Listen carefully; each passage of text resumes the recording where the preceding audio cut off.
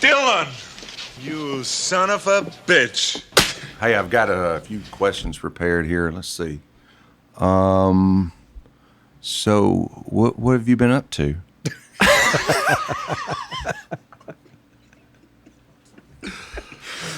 Well, that's open-ended.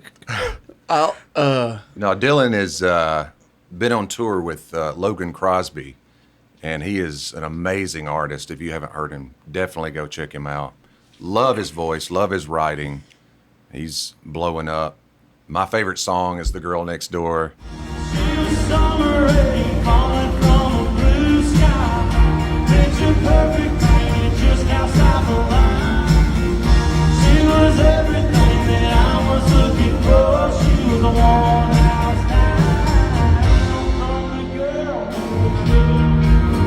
down. That's my probably favorite my too. favorite right now. I think that's the whole band's favorite to play live. Really? Yeah, when we worked it up live, we like did a big extended the whole song. You know, made big intro, big outro. It's a lot of fun. I wonder, I don't really know what dictates this. So I'm Logan's tour manager and his MD. So I do like the Ableton sessions and, you know, build the show out. Hey, what is an MD? Music director. Got you. Or a lot, there's another term for that. I think music director and band leader are really similar terms. Mm-hmm. They kind of, I think at a certain level you might have both, right. You know, but it's just goofy titles that. Yeah, Dillon wears a lot of hats, man. He's entrepreneur, business owner, musician, just the whole nine. I'm leaving a ton of things out. Artist, photographer. What's the what is it that the mother of invention? Is it necessity? Is it? It's just. Yeah. It was out of necessity. Out of necessity. That's a damn fine answer right there, Bob. Yeah, that is good. I just had to. Fearless. Yeah, because that comes with a lot of stress. Yeah, there's just no choice, man. In today's, you know, our industry has gotten. You have to do a bunch of stuff or you ain't going to eat.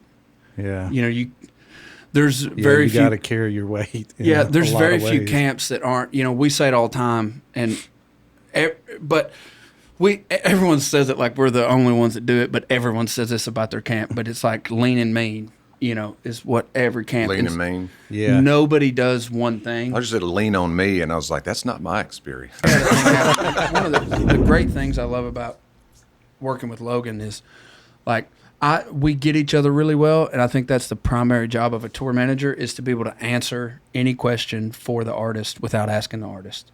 So, like, if somebody asks me, do you guys care if we go 10 minutes, you know, push 10 minutes? I know what Logan's going to say. So I just answer it. I don't ask him. I answer it because I know, you know, I'm just trying to do what he would do in emails, you know, when they're asking me questions about what we want and when do we want it and how to, you know, I know what Logan's answer would be, so I answer it. Yeah.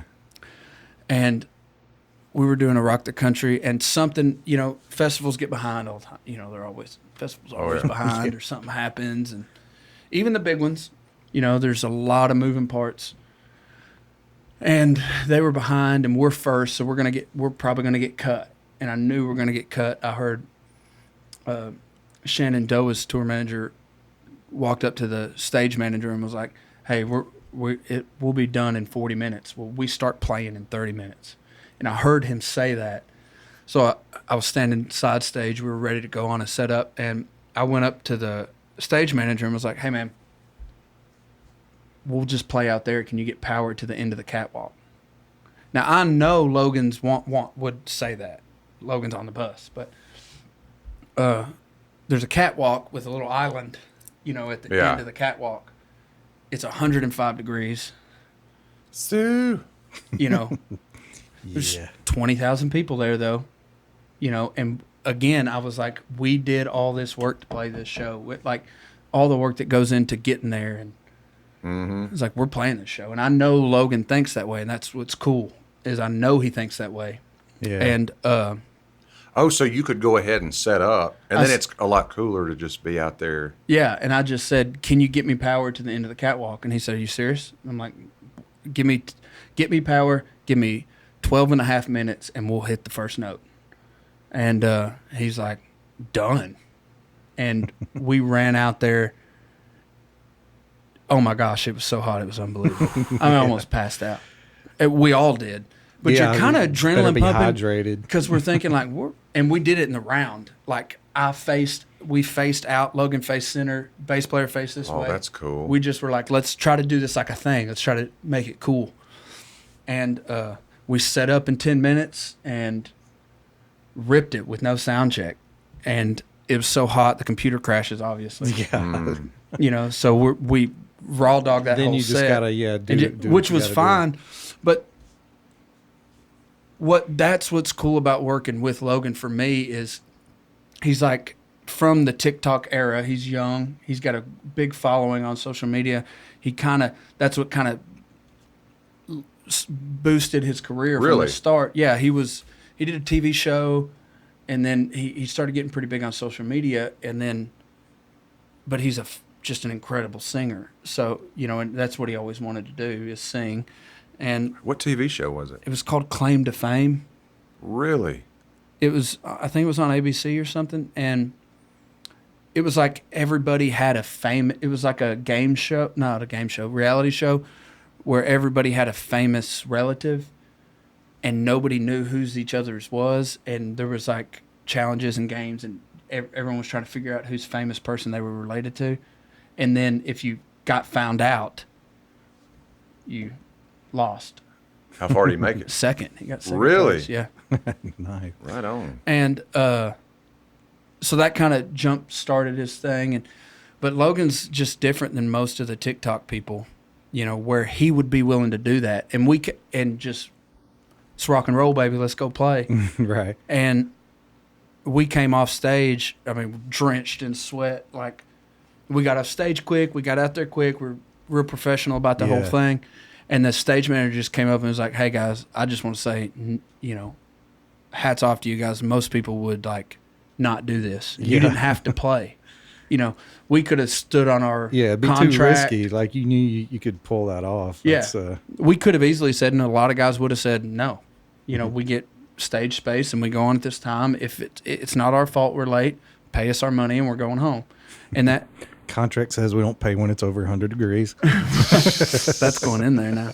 But he's not that way and the band's not that way, and we're a super tight knit group, and we gonna play if we can play. And we only play in 30 minutes.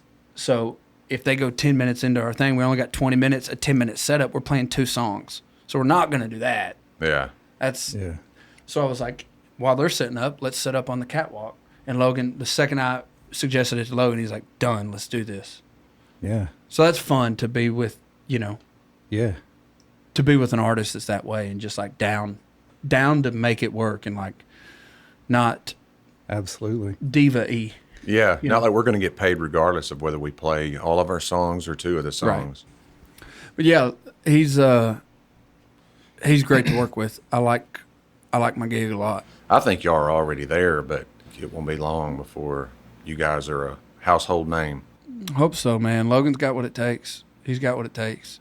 And it's not even the singing or anything like that. You know, he's just a good dude and That helps. he's got what it takes. That Yeah. helps. I wouldn't Yeah. do it if he wasn't a good dude. I would not be doing this anymore. Probably. I just, you know, I trust him and believe in him. Think he's got it, man. I do too.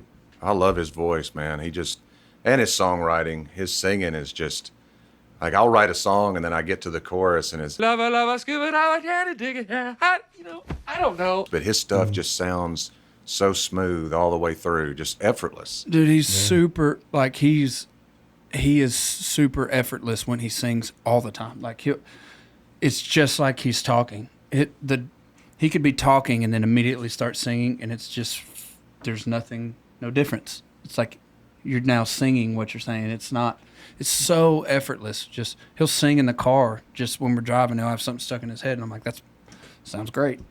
And then he does it live or in the studio, and it's just like he would be doing it in the car. There's no It's so easy. Surely he does some vocal warm-ups, though.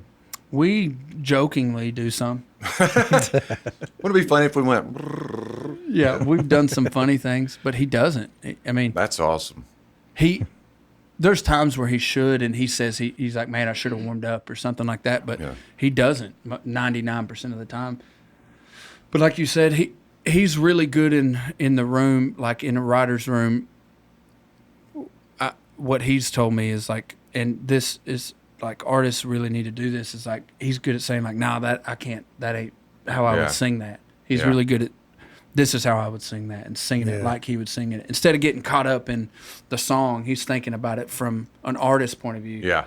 It's not so much about the song, it's about, this is my song. Yeah, exactly. Put your own stamp on it. So yeah. let's make sure I want to sing it. And there's many good reasons to do that, because even the songwriters are going to want the artist to sing the song, and if his heart's not in it, then he's probably just going to scrap it. The worst thing ever for me is, like, as a writer, is when I'm in a room with an artist and they'll like be super into what we're doing. Like they're really into the song and they want to write this cool song. We've got this cool song idea and they're super into the song, but it's not something that they would ever do, and they never say that. And then I leave as a writer going, be like, man, we got a good one, man. They love this song. And then later they're like, yeah, I love that song. It's not for me, though, or for anything I need. And I'm like, dude, you could have told me that. We would have wrote it how you Now's wanted not it. the time. Yeah. Yeah. Or, I think that's not my key. Yeah. Oh, okay. Hey, let me know that while we're doing it, and we'll write your song. That's why I'm here.